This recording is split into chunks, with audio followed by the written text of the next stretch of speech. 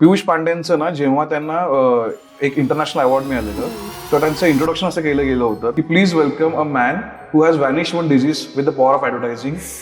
Please welcome Piyush Pandey. त्या माणसाचं दो बुंद जिंदगी कॅम्पेन होतं पल्स पोलिओचं आणि ते कॅम्पेन एवढं स्ट्रॉंग कॅम्पेन होतं की लोकांनी त्याच्यानंतर तसं वागले आणि लोकांनी पोलिओबद्दल त्यांना कळलं की बाबा हा ही गोष्ट आहे आणि त्या ऍडमुळे त्यांना कळलं. एका बाईने कॅम्पेन डिझाईन केलेलं बलवीर पाशा को एड्स होगा क्या. तुला आठवतं ते कॅम्पेन मोठमोठे होर्डिंग लागायचे की बलबीर पाशा को एड्स होगा क्या.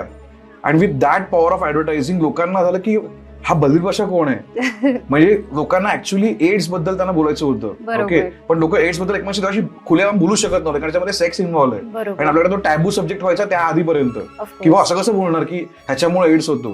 पण तुला काय होतंय बलबीर पाशा को एड्स होगा क्या. पण का होणार त्याला एड्स हा प्रश्न. मला अजून सेकंड कॅम्पेन यायचं की बलबीर पाशा तो जाता है पुष्पा के पास लेकिन पुष्पा के पास तो बहुत सारे आते हैं तो क्या उसको एड्स होगा क्या. म्हणजे विचार कर what a amazing campaign power of advertising and that is a communication.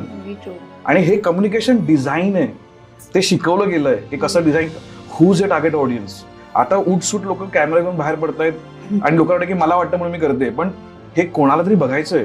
मग ते कोण बघणार आहे ते पर्सन कोण आहे त्याला हा शो का बघितला पाहिजे त्याच्या आयुष्यात काय चेंज होणार आहे.